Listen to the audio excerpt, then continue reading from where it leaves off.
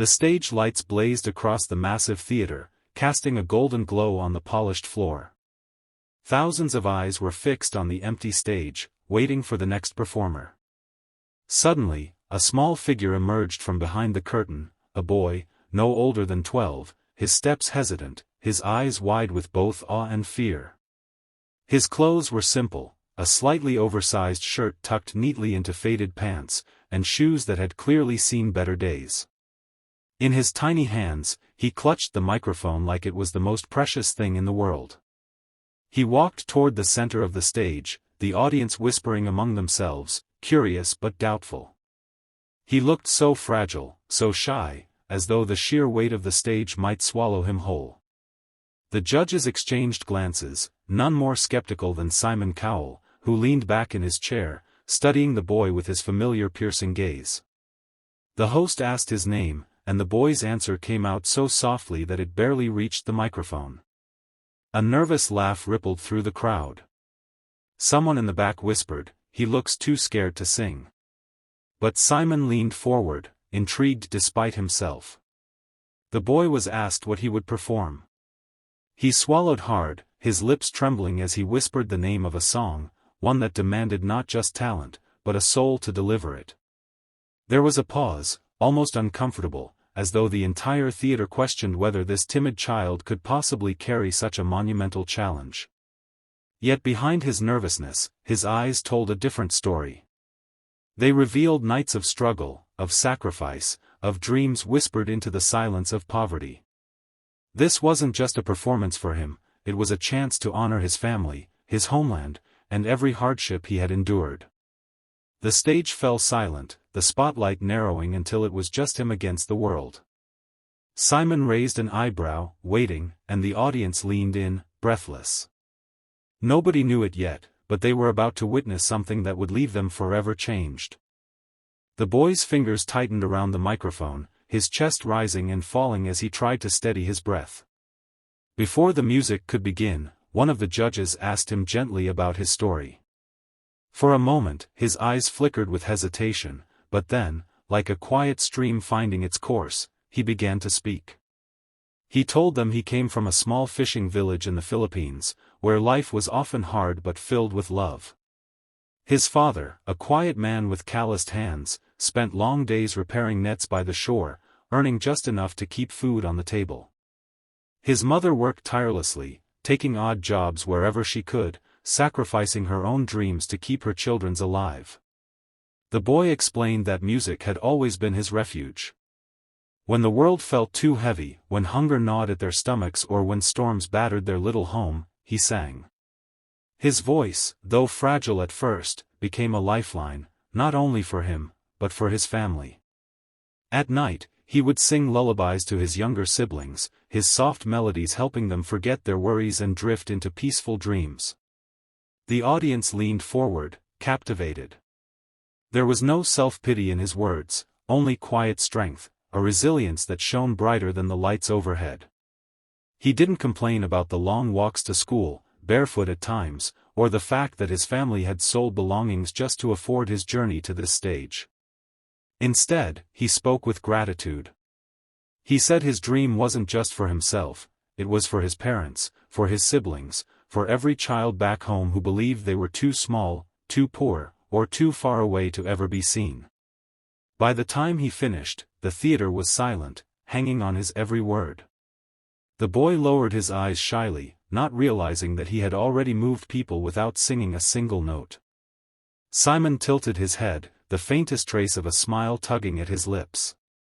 Something told him this wasn't going to be just another performance, this was going to be a story written in music, one that nobody would forget. The lights dimmed, and the first notes of the instrumental track began to echo through the theater. The boy took one last trembling breath, closed his eyes, and raised the microphone to his lips. At first, the sound that emerged was soft, almost a whisper, but then, within seconds, it bloomed into something far greater than anyone expected. A voice so powerful, so pure, filled the air that the entire audience sat up straight. The boy's timid posture melted away as though the music itself had lifted him. With each note, his soul poured out, raw and unfiltered, carrying the weight of every sacrifice his family had made. His tone was rich with emotion, the kind that pierced through barriers of language and culture. Simon's skeptical frown dissolved into disbelief. His eyes widened, his arms unfolding as he leaned forward, caught off guard by the strength and control in the boy's voice. The other judges exchanged stunned glances, and the audience gasped collectively at every soaring high note. It wasn't just talent they were hearing, it was a story, told through song, of hardship, hope, and an unbreakable spirit. By the second chorus, the boy's voice shook the theater with an intensity that brought people to their feet.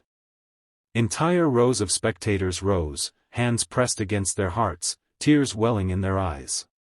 It was as if they weren't just listening to a child sing, they were witnessing the triumph of a dream that had traveled across oceans.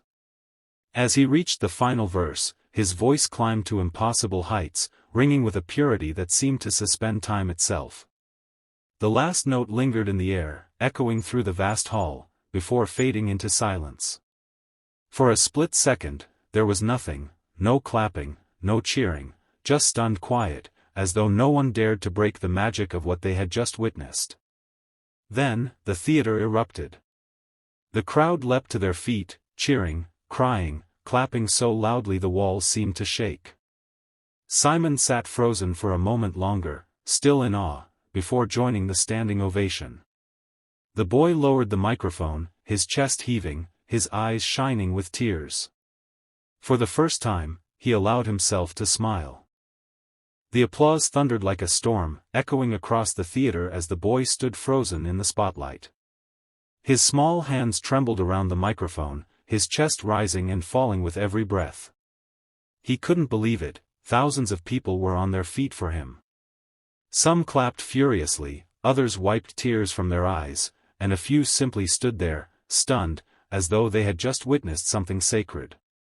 Simon Cowell, the man feared by so many contestants for his sharp words and brutal honesty, sat completely still.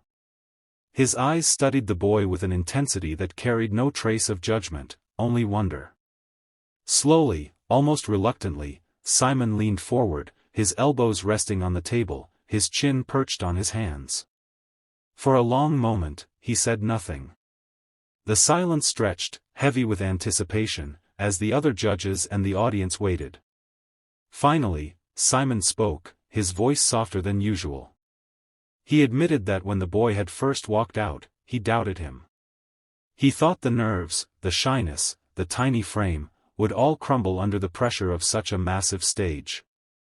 But then, Simon's words shifted. He said that what the boy had just delivered was not just singing, it was storytelling, a gift that reached into people's hearts and refused to let go. The boy's lips quivered, his eyes filling with tears. For years, he had sung only to the waves crashing against the shore, to his siblings huddled close under candlelight, never imagining the day his voice would touch thousands, maybe millions. And now here was Simon Cowell, one of the toughest critics in the world, not only acknowledging him but praising him in front of everyone. The crowd erupted again, chanting his name, clapping to keep the moment alive. And for the boy, something shifted deep inside. This wasn't just about proving himself anymore, it was about realizing that his voice, once hidden in a small village, could become a beacon of hope to anyone who had ever been told they were too small, too poor, or too ordinary to dream big. The theater was still buzzing with applause when one of the judges suddenly leaned forward, her eyes glistening with tears. She looked at the boy standing there, so small under the massive spotlight, yet radiating a power that no one could ignore, and whispered, "This is why we're here." Her hand slammed down on the golden buzzer. In an instant, the stage exploded into a shower of golden confetti. The glittering pieces floated through the air like falling stars, swirling around the boy as he dropped to his knees, overwhelmed. His tiny frame shook with sobs as he covered his face, the weight of the moment too much to contain. This wasn't just a button, it was a doorway, a declaration that his voice mattered, that his dream had a place in the world. The audience screamed, clapping, cheering louder than ever before. Strangers hugged each other, moved by what they had just witnessed. Even Simon, rarely one to show emotion, stood to his feet, clapping slowly, his eyes reflecting something deeper, respect. The boy lifted his gaze, his tear-streaked face glowing under the falling confetti. For a brief second, he seemed to be searching the crowd, as if hoping his family back home could somehow see him. He whispered a quiet thank you, not just to the judges, but to the universe, to his parents who sacrificed everything, to the siblings who believed in him, and to every child who had ever dared to dream. And as the golden confetti rained down, it wasn't just the boy who was transformed, it was everyone in that theater, and everyone watching at home. They had seen proof that greatness doesn't come from wealth, or privilege, or a perfect beginning. It comes from the heart, from courage, and from never giving up, no matter how small or unseen you feel. When the music swelled and the lights dimmed, the boy walked off stage with his head held high, his dream no longer a secret but a gift to the world. And in that moment, hope itself seemed to sing.